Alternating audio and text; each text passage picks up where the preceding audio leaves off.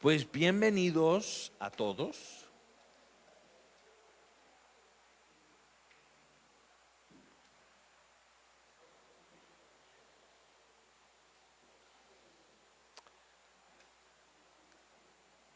Les invito en esta tarde a abrir sus Biblias a Mateo capítulo 3. Mateo capítulo 3.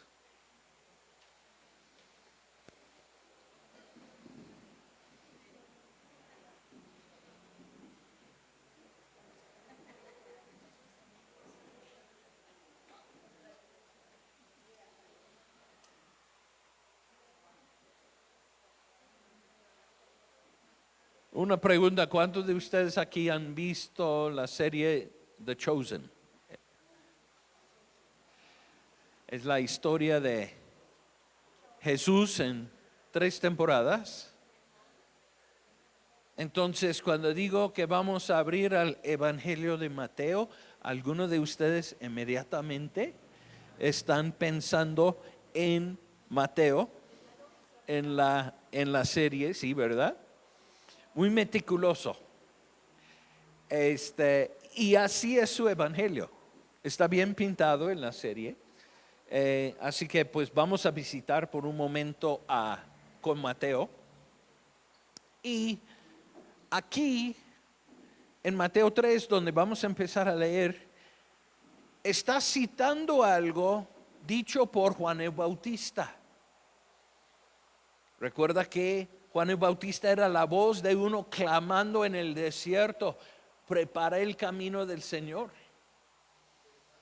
Era primo de Jesús, primo hermano, y profeta,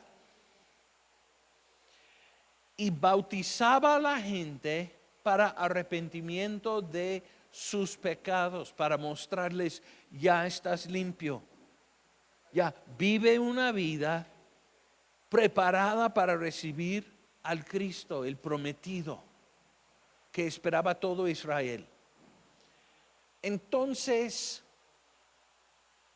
aquí, como profeta, en Mateo 3:11, empieza a hablar acerca de él que venía y decía: yo a la verdad os bautizo en agua para arrepentimiento, pero el que viene tras mí, cuyo calzado yo no soy digno de llevar, es más poderoso que yo. Él os bautizará ¿en qué? Espíritu Santo, pero no solamente el Espíritu Santo y fuego. Ahora, en verso 12 está pintando un cuadro que hubieran entendido perfectamente los judíos, pero a veces para nosotros pasa encima de la cabeza. Dice el verso 12: su aventador está en su mano y limpiará su era. Ahorita hablamos de eso. Y recogerá su trigo en el granero y quemará la paja en fuego que nunca se apagará. Está hablando de trigo y el proceso de limpiarlo. La gente salieron al campo, encontraron el trigo creciendo alto y agarraban un bonche de los palitos y los cortaba y lo dejaron secar. Pero luego, ¿cómo vas a separar los granos de trigo que uno se come de todo el resto que es pura paja, es basura? ¿Cómo lo vas a separar? Y la forma en que lo hicieron era muy común, y cuando Juan está hablando, nadie se le hace extraño o tiene que hacer preguntas acerca de qué habla. Llevaban el trigo en su estado todavía conectado a la paja y subieron a los montes. ¿Por qué? Porque en los montes siempre hay viento. Entonces pusieron a caminar sus animales encima del trigo El grano muy resistente, no le hace nada, pero pisoteando la cosecha, terminaron separando los granos de trigo muy pesado de la paja, muy liviana. Entonces, ¿qué hicieron? Pues si hubo viento, es fácil. Empiezan a levantar todo, la paja, el trigo, lo levantaron y lo tiraron al aire. Y el aire llevaba la paja a 1 o 2 metros al lado y el trigo, por su peso, cayó directamente abajo. Y de esa manera, a través de muchos movimientos y mucho tirar de esa mezcla, quedaron separados los granos de trigo de la paja. A esto está refiriendo el Señor, pero ¿qué hace si no hay viento? Tenían un enorme aventador que usaban, y me imagino que se cansaron mucho hacerlo, para generar ese viento, para separarlo. Y dice acerca de que el que viene, hablando Juan el Bautista, verso 12, su aventador está en su mano y limpiará su era. ¿Quién? Jesús. Y recogerá su trigo en el granero y quemará la paja en fuego que nunca se apagará. Entonces está hablando, no está hablando de creyentes y incrédulos. Si uno es paja, uno es trigo. No, ya trató con eso en el verso anterior, en el verso 10. Trató con ellos. Esto está hablando de algo que está en la vida de nosotros. Somos valiosos, pero ¿sabes una cosa? Todavía tenemos mucha paja en nuestra vida y está estorbando. Estorba nuestro crecimiento, estorba nuestra habilidad de avanzar en las cosas de Dios. Y esa paja, Dios está decidido que lo va a separar de tu vida. A veces somos resistentes. No, es mi paja. A veces no entendemos nosotros la diferencia entre lo que es paja en nuestra vida y quiénes somos. No. Esta ira que siempre tengo es mío. Es porque, bueno, como dicen allá en mi tierra, es por el irlandés que está dentro de mí. No, es paja. Te está impidiendo. Pero a veces lo abrazamos. Es que yo nací así, mi mamá estaba así, mi abuela estaba así y así siempre voy a ser. Seguramente mis hijos van a ser así. No los maldices, por favor. La verdad es que necesitas discernir en tu vida qué es que realmente eres tú y qué es lo que es paja. Porque Dios va a llegar y va a querer separar lo que es paja de lo que es bueno y valioso y bonito. Pero a veces abrazamos. Decimos, no, es mi diabetes. ¿Tu diabetes? ¿Te adueñas de eso? ¿Quieres eso? Pero a veces somos así. Hay que reconocer cuál es paja y cuál es trigo. ¿Cuál es valioso? ¿Cuál es lo que vale oro en nosotros y cuál no es? Porque Dios va a llegar para separar. Va a llegar a tu vida, va a descender en medio de tu corazón. Viene, lo iban a fijar con pijas. Es que lo cortó del tamaño equivocado, entonces viene en esta semana para reemplazarlo. Entonces, viene su poder. ¿Con qué propósito? Dice, te amo mucho, pero veo mucha paja y lo quiero quemar. ¿Qué debe ser nuestra respuesta? Bienvenido. imagino que al trigo le duele un poco ser pisoteado.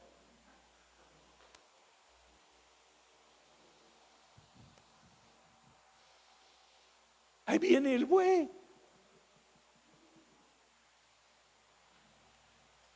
Pero es lo que necesitamos. Nos va a hacer más útil, nos va a hacer más valioso. Así que llega y con mucho amor dice, quiero quitarte eso, quiero quemarlo. ¿Qué debe ser nuestra respuesta?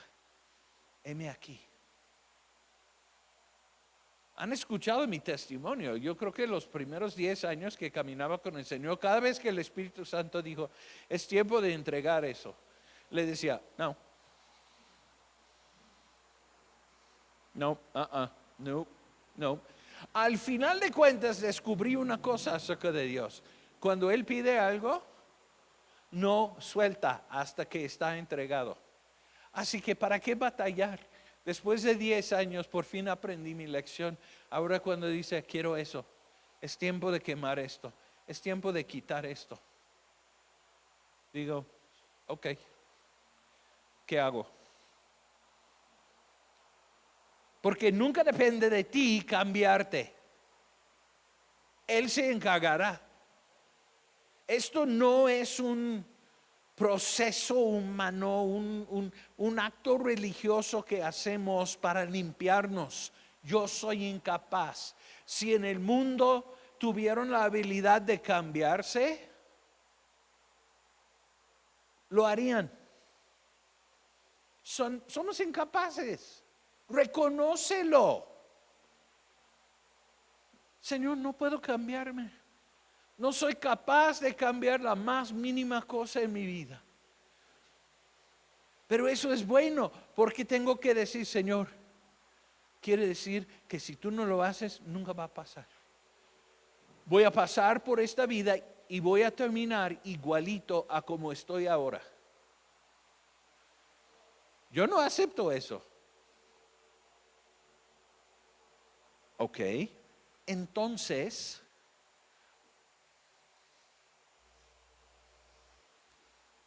¿cómo respondo?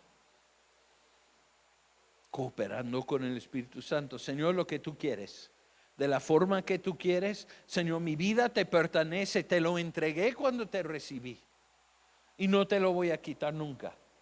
Así que haz lo que quieres en mi vida. Aunque me duele, estuvimos hablando recientemente acerca del alfarero.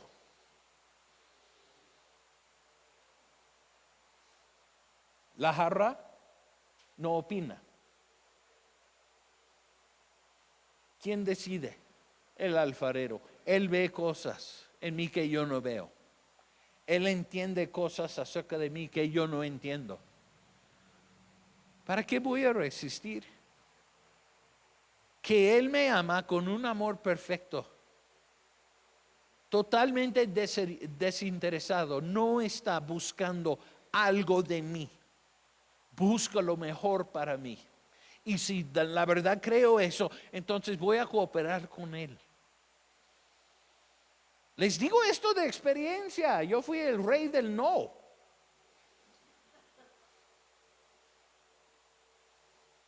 Ya es tiempo de tratar con esta actitud. No. Pero ahora siempre es, ¿cómo puedo ayudar? ¿Qué puedo hacer yo?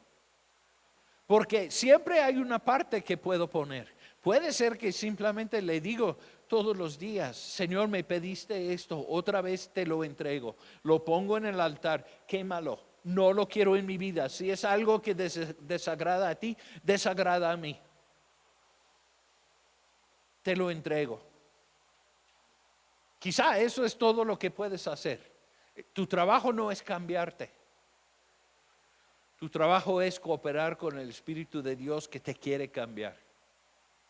Te está preparando para algo que tú no puedes ver. Sus planes, sus propósitos para tu vida, si los pudieras ver, son grandísimos. Te asustaría saber lo que es. Tú piensas, Yo nada más quiero sobrevivir el día de martes, si puedo, voy a estar muy feliz. Y Dios está diciendo, oh no, yo te estoy preparando para algo en tu futuro, algo más maravilloso que puedes pensar en este momento. ¿Cooperas conmigo? Aunque no lo puedes ver, ¿puedes confiar en Él? Porque a veces es un poco incómodo. Ok.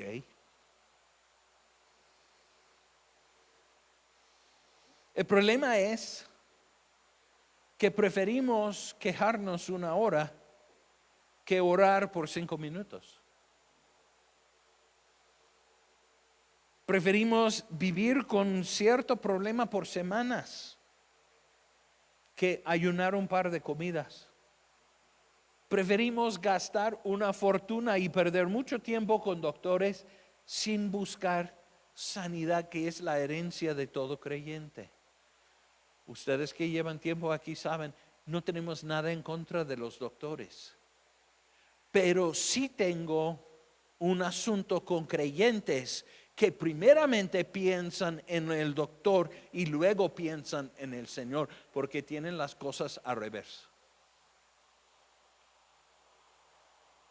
Si tu primer pensamiento cuando despiertas con un dolor de cabeza es ¿dónde está el Tylenol? Estás mal. Tu primer pensamiento debe ser, Señor, tú pagaste este dolor en la cruz. Y Señor, voy a clamar a ti primero. Hay una cosa que hice mucho hace años, ya no lo uso mucho, pero la actitud siempre está ahí. Cada vez que tomaba un analgésico, decía, Señor, mi confianza no está en esto, mi confianza está en ti, porque tú eres mi sanador. Porque muy ligeramente agarramos la botella de paracetamol, de ibuprofeno, de lo que sea, y ni pensamos 2 veces. Y yo quería cambiar eso porque entendí, no, tengo las cosas al revés. El mundo lo ve así. El mundo hace lo mismo. Ellos van con todos los doctores, toman todos los medicamentos y luego en un momento de desesperación, ¿qué hacen? Buscan su amiga la religiosa y le dice, oye, fíjate, ¿no puedes orar por mí, por favor? ¿Somos como el mundo? Pues en muchos casos yo creo que sí. Pero hay que voltear eso. Necesitamos empezar a ver, no, Señor, tú eres mi sanador. Gracias por los doctores. Si necesitas un doctor, vete con el doctor.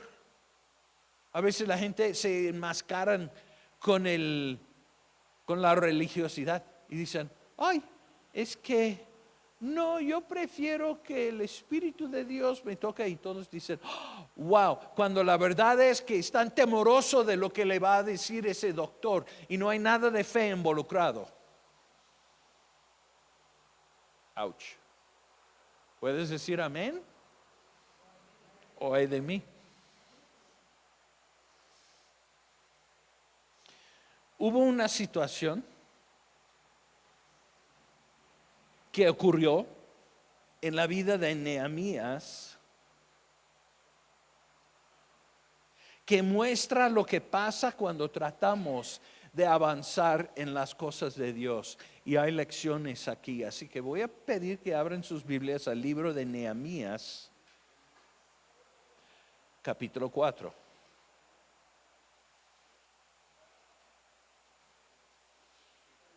Nehemías, ¿hay un libro de Nehemías, pastor? Sí, sí hay. Y debes leerlo. Porque un día en el cielo vas a conocer a Nehemías y va a decir, leíste mi libro y allá no puedes mentir.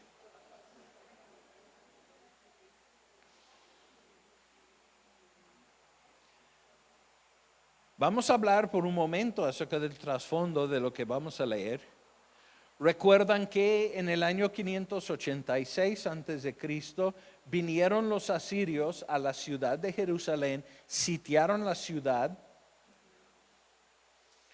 Cuando por fin pues la gente estaban comiendo bebés y excremento de palomas y cualquier otra cosa que encontraban en medio de su hambre, por fin se rindieron, entraron los asirios, tumbaron los muros, destruyeron y quemaron el templo y tomaron en cautiverio más de 50,000 personas de la ciudad de Jerusalén.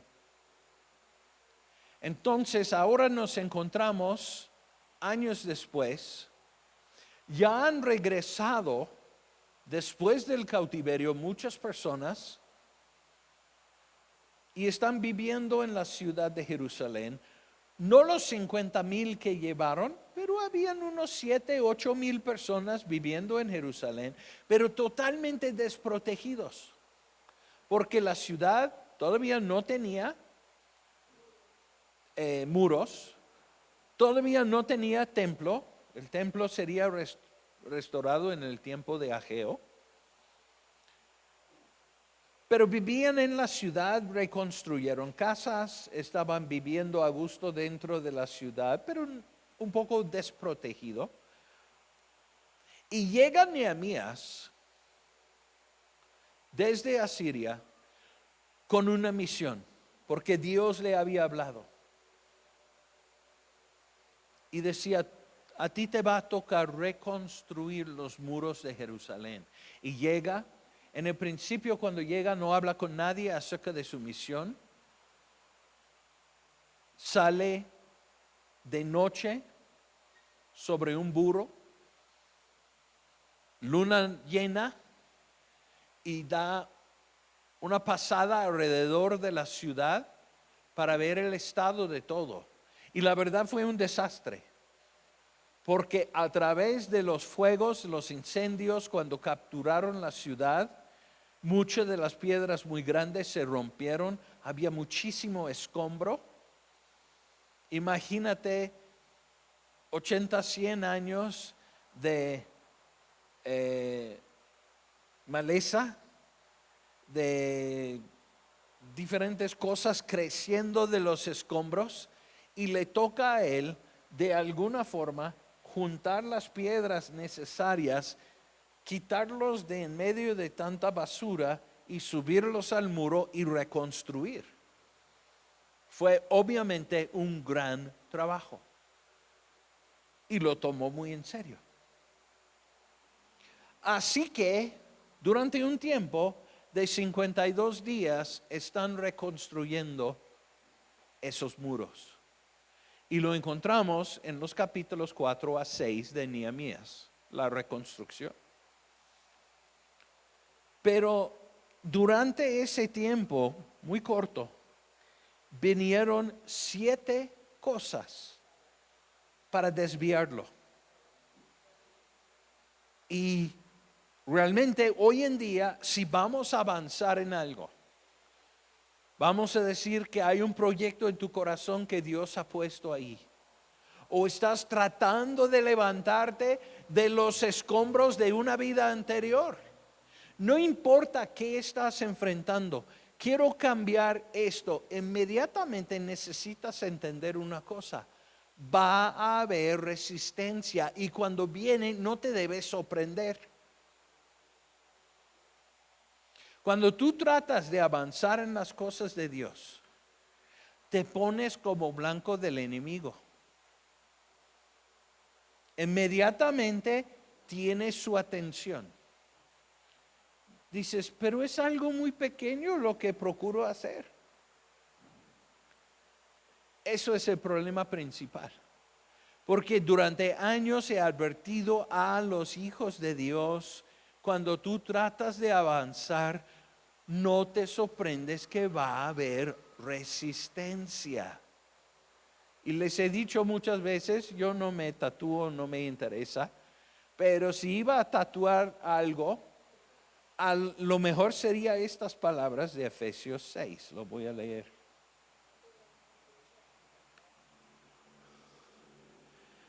Dice en Efesios 6:12, porque no tenemos lucha contra sangre y carne. No tenemos lucha contra sangre y carne. ¿Y qué veo? Una y otra y otra y otra vez. Que los creyentes, que los hijos de Dios, los que aman al Señor con todo su ser, tropiezan en esto. Porque lo olvidan. Porque piensan, no, este vecino es mi enemigo. Mi vida sería mucho más fácil si no fuera por mi suegra.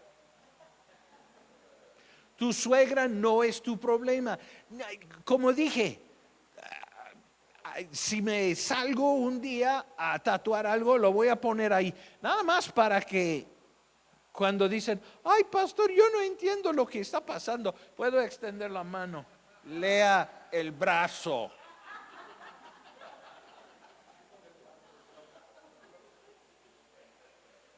¿Te cansas de repetirlo? Me cansa para ver creyentes cayendo y cayendo y cayendo en el mismo, disculpe, estupidez. Puedes decir amén o ay de mí, pero es cierto.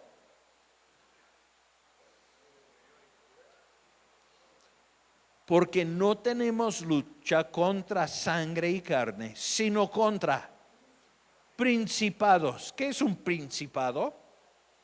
Es un príncipe en el reino de las tinieblas, contra potestades, contra los gobernadores de las tinieblas de este siglo, contra huestes espirituales de maldad en las regiones celestes. Está hablando de demonios, está hablando del reino de las tinieblas. Tu batalla es con eso. Meditan esto por unos 5 años, por favor, porque no lo están aprendiendo. Inmediatamente, ay, es que esa persona me miró muy feo, pastor. Por favor, no puedes ir con él y decirle, no lo voy a hacer. Lee el brazo.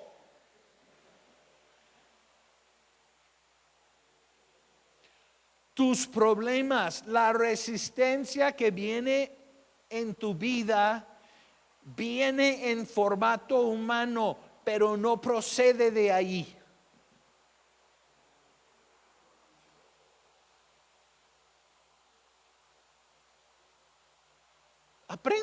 Aprenden. Y luego se van enojados. Ese jefe piensa que me puede hablar así. Yo voy a renunciarme. Y te va a reemplazar en 1:30.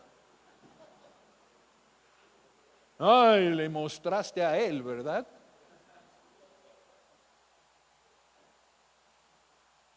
No lo hagas, no caes.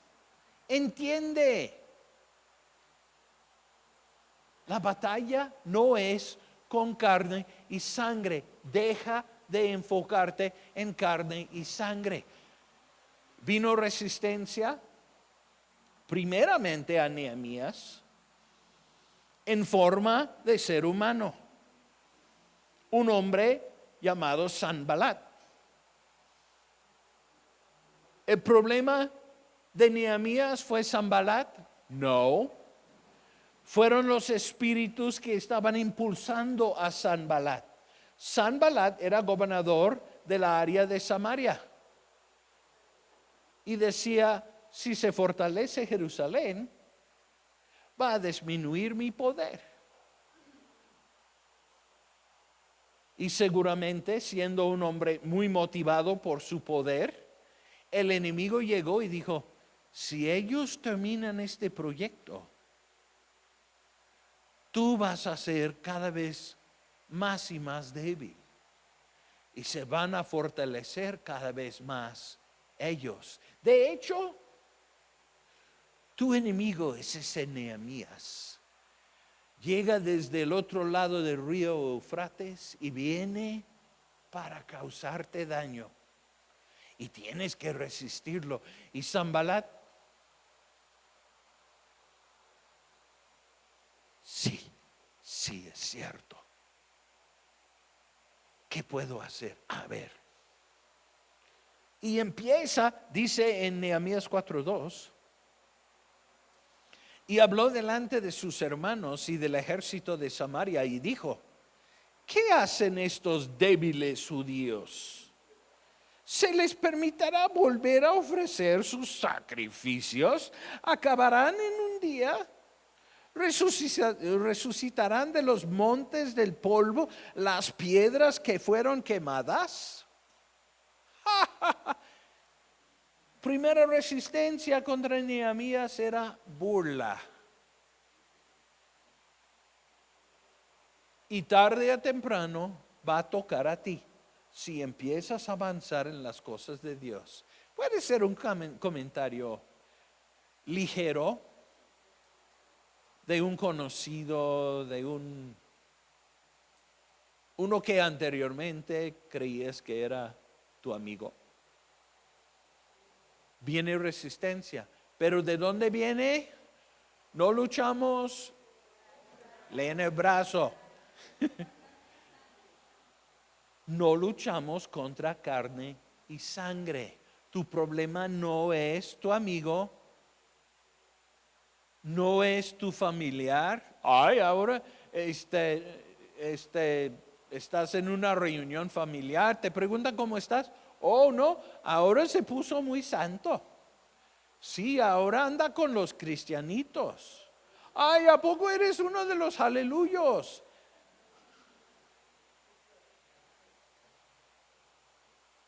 Es la misma cosa que sufrió Nehemías. No entienden, necesitan oración, pero no son tu problema. ¿Quién te está burlando a través de ellos? El enemigo. Dice, es que si yo no puedo desviar a va a haber un problema. Tengo que hacer lo que puedo. Pero no lo vemos así. Ay, es que me duele mucho esto. Ya todo el mundo está en mi contra. No, todo el mundo no está en tu contra.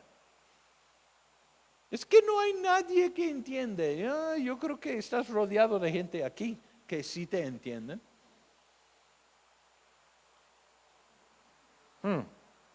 Ok. Así que empezaron a ridiculizar. Y cuando vieron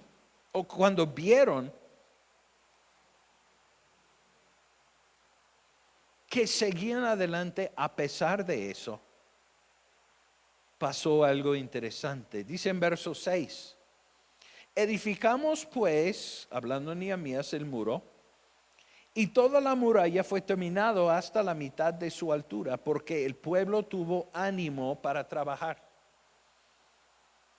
Eso es un logro, pero tomaron las piedras más grandes, más fáciles de recuperar y construyeron hasta la mitad de su altura. La segunda parte va a ser mucho más difícil. Vamos a ver la respuesta de Sanballat y ahora ha encontrado un compañero. Dice verso 7, pero aconteció que oyendo Sanballat y Tobías y los árabes, los amonitas y los de Asdod, que los muros de Jerusalén eran reparados, porque ya los portillos comenzaron a ser cerrados, se encolerizaron mucho. Wow, les dio cólera. Y conspiraron todos a una para venir a atacar a Jerusalén y hacerle daño. Entonces oramos a nuestro Dios y por causa de ellos pusimos guarda contra ellos de día y de noche. Pero mira una cosa que no hicieron. No se rindieron. No terminó el proyecto ahí. El enemigo nos conoce muy bien. Empezamos a avanzar, entonces de repente levantan problema aquí, problema aquí, problema aquí. ay, es que a lo mejor no es buen momento para hacer esto y no reconocemos lo que está pasando. Hay uno que nos quiere parar. No, pero tanto ataque y tanto problema, ¿cómo? Pues yo creo que no es momento de hacerlo. Seguramente esto es un señal de Dios que no debo proceder. No. El mismo Dios que te dijo hacerlo no va a cambiar de opinión. Oh, ¿sabes qué, Alejandro? Decidí que no. Y te estoy mostrando a través de esta resistencia. No, si vas a hacer algo en tu vida, puede ser que dices, es que necesito bajar de peso. No importa qué es. Quiero aprender inglés. Voy a ir al club de inglés. Cualquier cosa. Es que el enemigo te tiene como dentro de un lugar muy restringido y quiere que te quedes ahí. Y que mueres en ese lugar. Sí, mira, tienes un cuadro muy bonito aquí. Puedes proceder hasta esta esquina, hasta acá. Tú te vas donde quieres dentro de eso, pero no te vayas a pensar por un segundo que puedes salir fuera. Y el momento que intentas, hay resistencia. O quizás simplemente a través de tu vida ya has extendido tu espacio y ya estás rodeado, pero estás tomando 4 cuadros. Y dices, ay, qué lugar más espacioso. Pero estoy pensando que también me parece muy bien este cuadro aquí. Creo que voy a conquistarlo. Va a haber resistencia. No importa. Sí, voy a aprender a manejar. Porque me conviene por esta razón, y incluso tengo coche. Así que necesito hacerlo. Y el enemigo va a presentarte 1000 temores, 1000 razones porque no puedes hacerlo. Te va a decir, no. Lo que va a pasar es, si lo intentas, vas a chocar, va a pasar esto y el resto. ¿Y qué hacemos en muchos casos?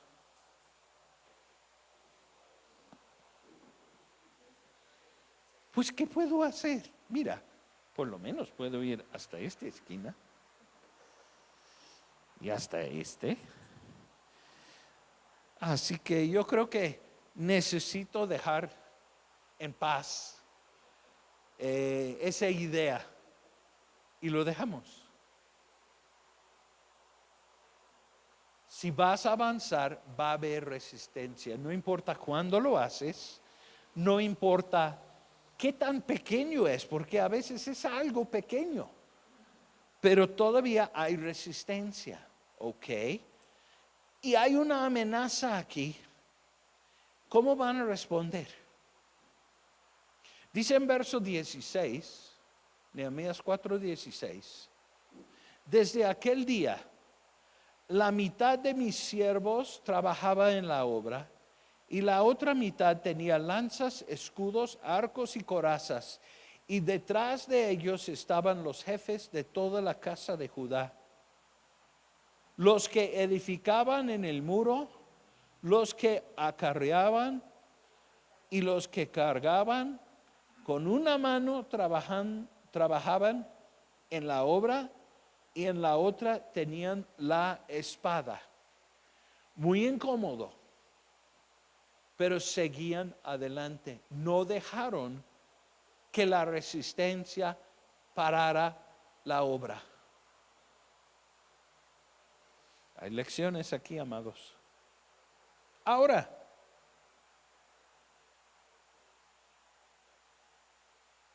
mira lo que dice Nehemías 4:10. Ya han venido a ridiculizar, hubo amenaza de ataque. En verso 10 dice, y dijo Judá, esto es el pueblo de Dios. Y dijo Judá, las fuerzas de los acarreadores se han debilitado y el escombro es mucho y no podemos edificar el muro. Se desanimaron. Era más difícil que imaginaban. ¿Cómo es posible? Yo creo que lo prudente es rendirme.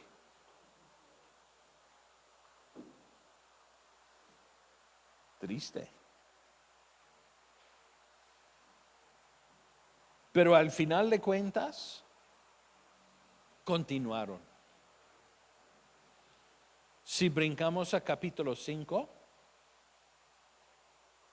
hubo otro problema interno.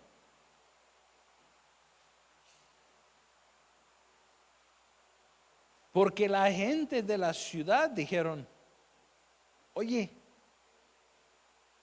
hemos empeñado nuestras tierras, dice verso 3, nuestras viñas y nuestras casas para comprar grano, para comer. Y aún así somos como espantapájaros. Y ahora nuestros hijos y nuestras hijas hemos vendido a servidumbre. No a personas extranjeras, pero entre los mismos judíos. O sea, hubo un problema grande dentro del pueblo que se tenía que atender. ¿Por qué?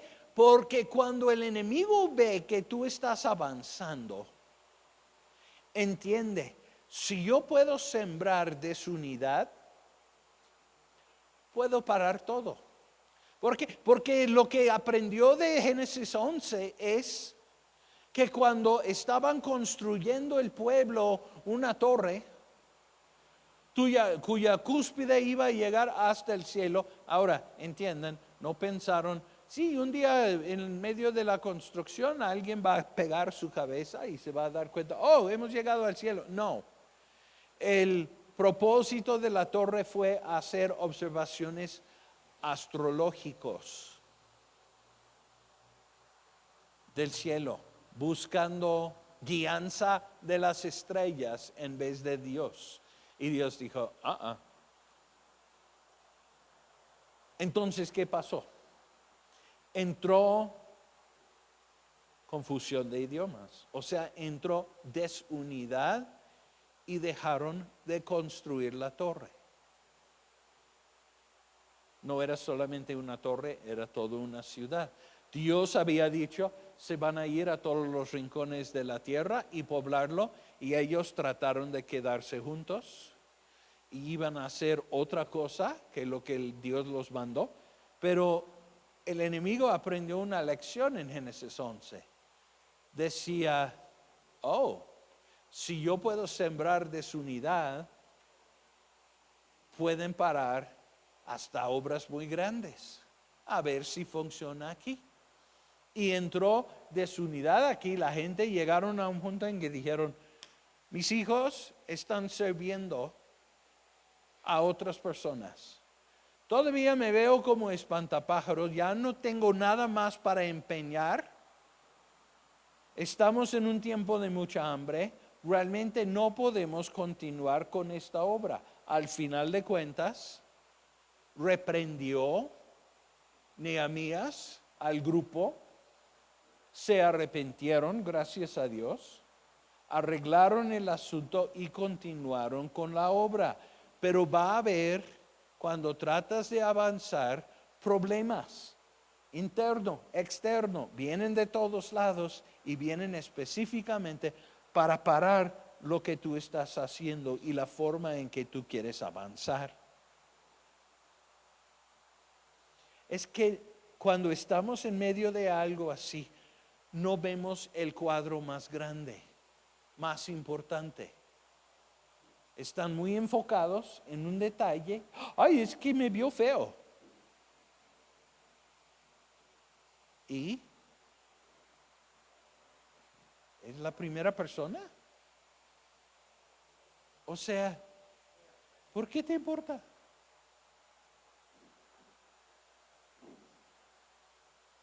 ¿Cuántos vieron la película de Forrest Gump? ¿Recuerdan lo que hacía Forrest?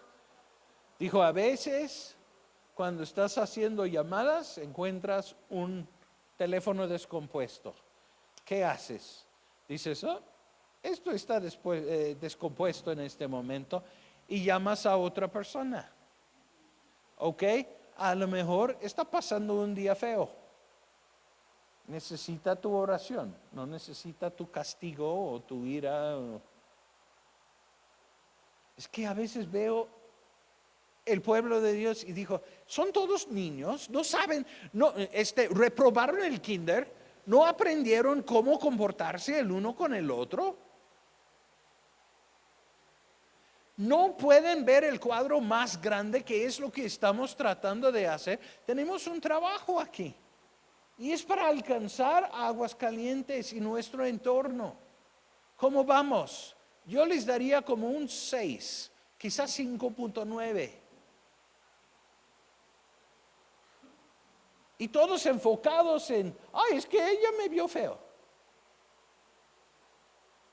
Ok, ¿y qué? Si llegamos al capítulo 6,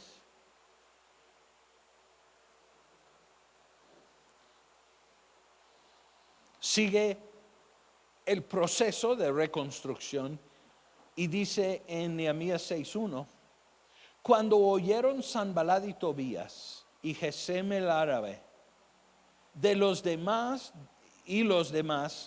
de nuestros enemigos, que yo había edificado el muro, ya está construido, y que no quedaba en el portillo, aunque hasta aquel tiempo no había puesto las hojas en las puertas.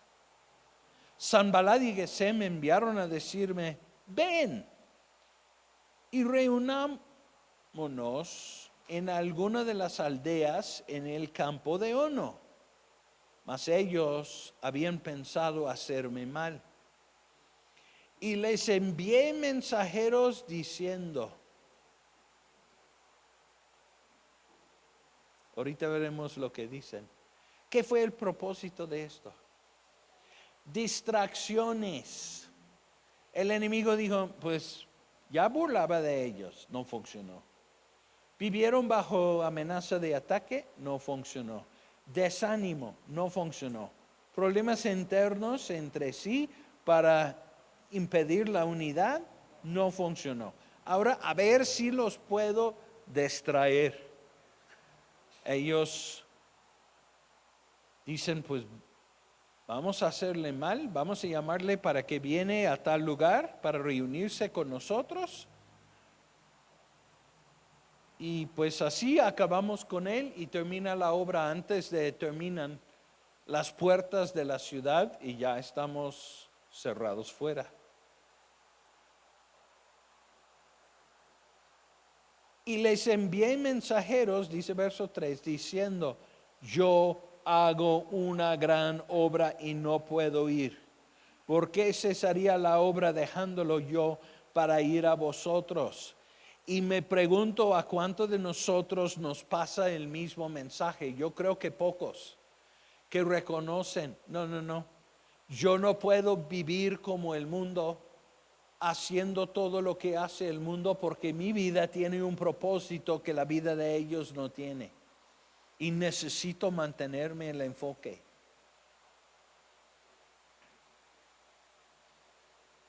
Así que cuando eso no funcionó, Sanballat escribe una carta. Está en Nehemías 6:6. En la cual estaba escrito, se ha oído entre las naciones, y Gazbulo dice, que tú y los judíos pensáis rebelarlos contra Siria, y que por eso edificas tú el muro, con la mira, según estas palabras, de ser tú su rey. ¿Qué tipo de ataque es esto? Calumnia. ¿Fue cierto? No.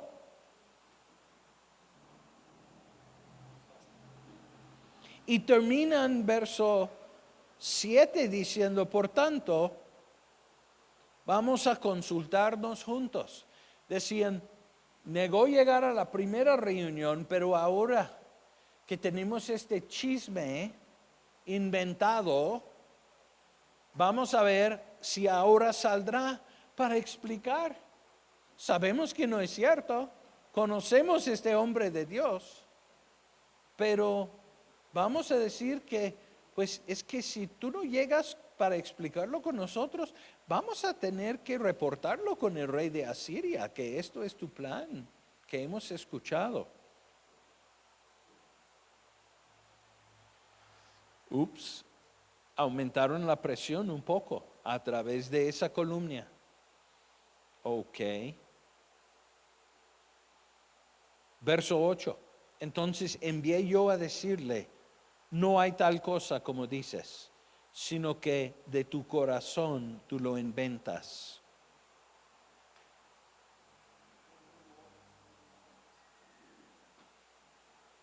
Porque todos ellos nos amedrentaban diciendo, ¿se debilitarán las manos de ellos en la obra?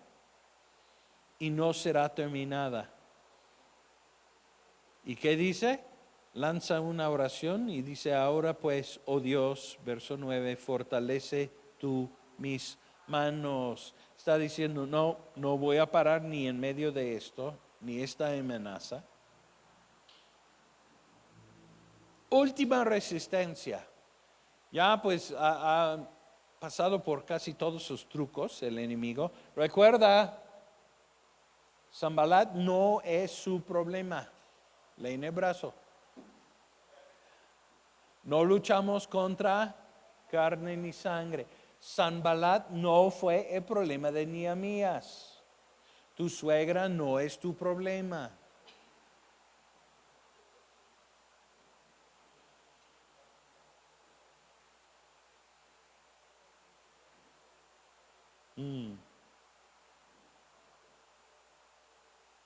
Dice Nehemías en verso 10, vine luego a la casa de Semaías, hijo de Dalaía, hijo de Mehetabel, porque él estaba encerrado, el cual me dijo, reunámonos en la casa de Dios dentro del templo y cerramos las puertas del templo, o lo que servía en ese momento para el templo,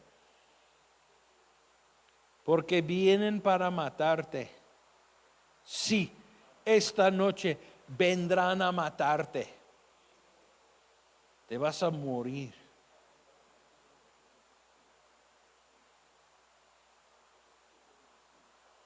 Este hombre ya estaba escondido, así que Nehemías va con él y dice, ¿dónde está este líder? No, pues está escondido en su casa. ¿Cómo? Voy con él. Y él dice, escóndete, nos vamos a morir, esto va a ser horrible. ¿Qué va a hacer Nehemías? ¿Se va a asustar? ¿Se va a desviar en su proyecto? Dice verso 12, y entendí que Dios no lo había enviado, sino que hablaba aquella profecía contra mí, porque Tobías y Sanballat lo habían sobornado. Ah, sí, mira, pastor, el problema de Nehemías es Tobías y Sanballat. No. Porque fue sobornado para hacerme temer así, para que pecase y le sirviera de mal nombre con que fuera yo infamado. Así que empieza con temor de amenaza. Te van a matar, te vas a morir.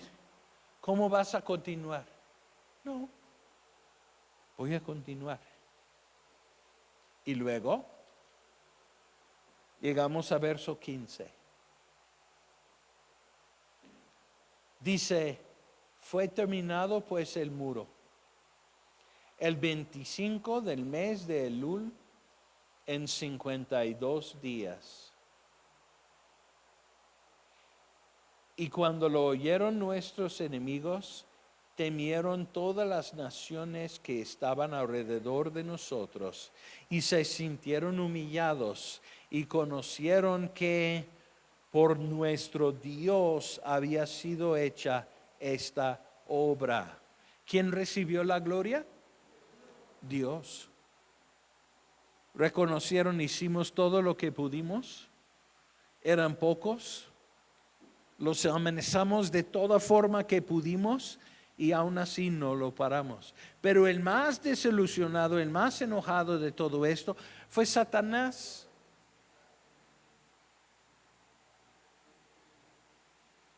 Y hay poca gente que tienen suficiente valentía para completar lo que Dios ha puesto delante de ellos cuando hay resistencia. Pero sí va a haber resistencia. Vamos a terminar el día de hoy en Efesios capítulo 6.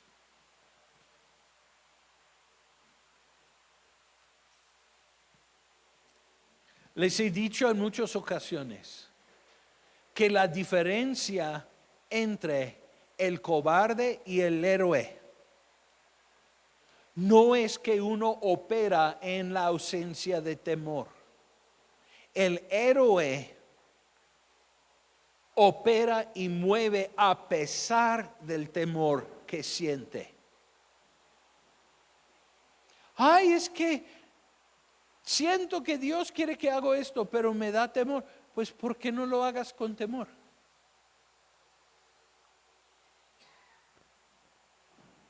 ¿Se puede hacer eso? Sí. Yo he hecho muchas cosas con temor. Simplemente decide, yo lo voy a hacer a pesar de mis sentimientos, porque estoy convencido que Dios me dijo hacerlo.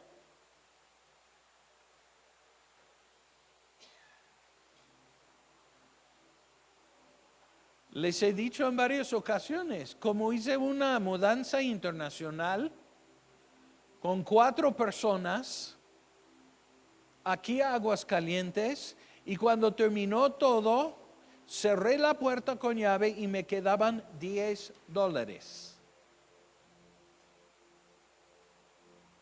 $10, 200 pesos. Una mudanza internacional es caro. De hecho, en varias ocasiones empecé a hacer la matemática en mi cabeza y dije, no alcanzo, pero ya tienes los boletos, ya empacaste, ya despediste a todos, ya subiste el avión, ¿ahora qué? Es terminar o morir. Pero el Señor respondió. Luego necesitaba cambiar un cheque, y no de un banco local. En Costa Rica había mucha gente que hacía eso. Yo no sabía que aquí no. Así que oraba. El Señor me dijo, vas a casa de cambio. Ok. Porque con $10 el ministerio aquí iba a ser muy corto. Iba a necesitar más dinero. Pero sentí ir a cierto lugar, porque mi mente hubiera dicho, sí, vas a Banamex, vas a un lugar así, muestras tu pasaporte y todo lo demás, tu contrato de arrendamiento de la casa, y te lo van a cambiar. No sabía. Pero el Señor me mostró una casa de cambio y dijo, ahí, ya no está ahí, ya hay un Oxxo ahí en el cilindro. Entonces llegué y pregunté si podía hablar con el gerente. Me dijeron que sí. Pasé a su oficina y le dije, es que necesito cambiar este cheque. Llegué con mi familia, parece más creíble así. Aquí están nuestros pasaportes, acabamos de llegar y todo. Y después de como un minuto de explicación, el gerente me dijo, ¿eres cristiano? Y pensé por un momento, esto puede ser una entrevista muy corta.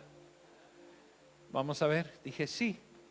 Dijo, oh, guarda tus papeles, yo cambio tu cheque. Me encontré con el único gerente cristiano en toda la ciudad. Después me dijo, ¿qué más necesitas? Dije, pues con esto pensaba comprarme un refrigerador porque no tengo. Luego me dijo algo muy extraño, me dijo, oh, yo tengo un refri que me sobra. ¿Cuántos de ustedes tienen refri que les sobra? Dijo, yo tengo un refri que me sobra. Déjame mandar un técnico a revisar que todo está bien y lo mando a tu casa.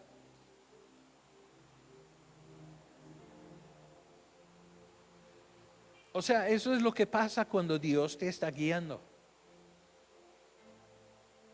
Y eso es un décimo del testimonio. Pero Dios te va a respaldar siempre que no te das por vencido. Es el único que no puede controlar. Si tú simplemente te rindes, no hay nada que puede hacer. Tiene que buscar a otra persona. No, disculpe, yo quiero esa recompensa. Yo quiero eso. No va a ir con ninguna otra persona, Señor, porque yo lo hago.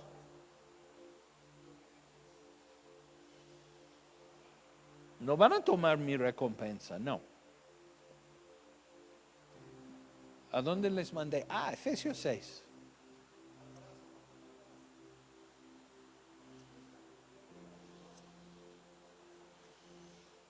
Sigues caminando cuando parece que no hay dinero, cuando parece que no hay manera, cuando se pone difícil, cuando hay resistencia, cuando hay problemas alrededor y dices, no, seguramente ahora no es el tiempo. Sigue caminando. A veces sientes que avanzas así, pero sigues adelante de la forma que puedes y nunca te rindes. Aquí en Efesios 6 ya leímos el verso 12. Si quieren saber qué dice, pues lea mi brazo.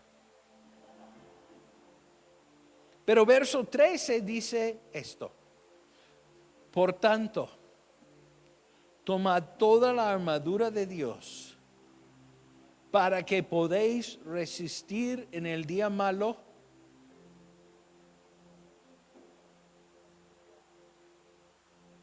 A veces los días malos se ven exactamente como el día de hoy. No siempre vienen con lluvia y con nubes oscuros. A veces se ve así. Y habiendo acabado todo, estar firmes. Verso 14, principio, estad pues firmes. Hay momentos en que terminas todo y parece que no ves resultado. Entonces haces todo para estar firmes y luego te quedas firme. Viene la respuesta, he hecho todo lo que me corresponde. Aunque hay resistencia, me pongo aquí. Por eso tengo puesto armadura.